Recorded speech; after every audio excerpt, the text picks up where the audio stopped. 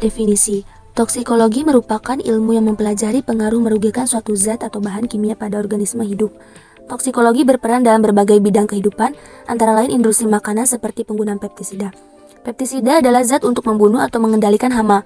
Pestisida mencakup bahan-bahan racun yang digunakan untuk membunuh jasad hidup yang mengganggu tumbuhan ternak. Pes berarti hama, sedangkan side berarti membunuh. Peranan dari pestisida. 1. Perlindungan tanaman.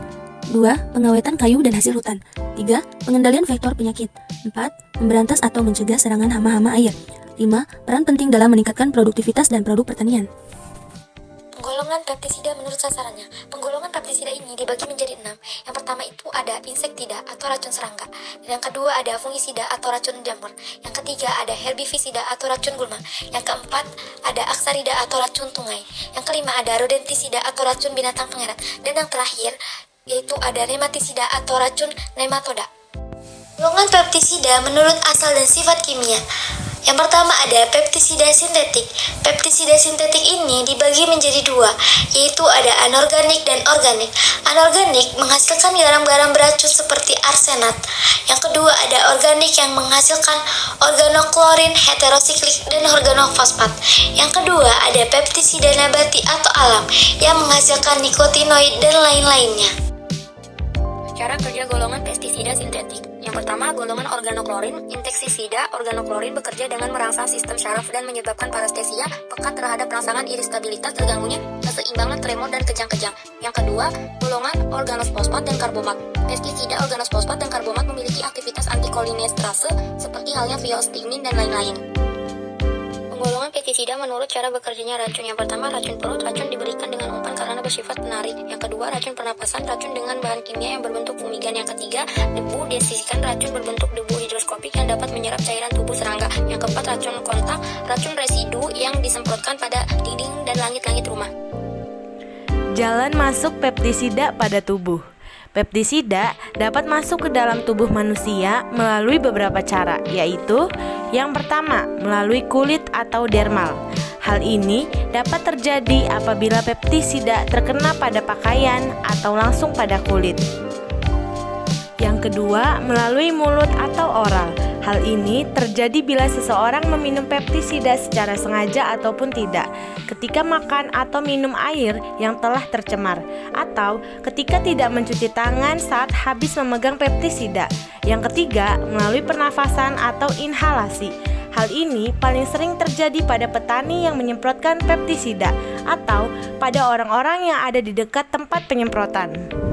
Pengaruh pestisida terhadap kesehatan manusia. Yang pertama, keracunan kronis.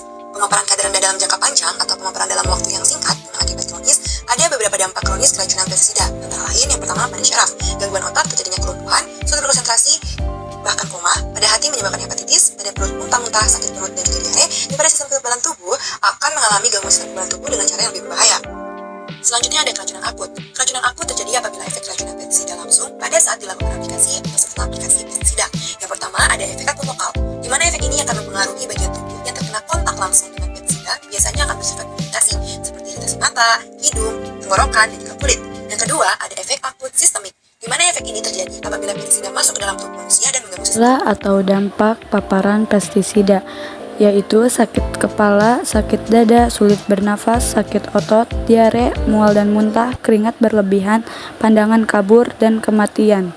Faktor yang mempengaruhi keracunan pestisida. Yang pertama, dosis pestisida berpengaruh langsung terhadap bahaya keracunan pestisida. Kedua, toksisitas senyawa pestisida merupakan kesanggupan pestisida untuk membunuh sasarannya. Yang ketiga, jangka waktu atau lama terpapar. Pada keracunan organofosfat, kadang-kadang masih terjadi 2-6 minggu. Yang keempat itu ada jalan masuknya, pestisida masuk melalui mulut, kulit, dan pernafasan.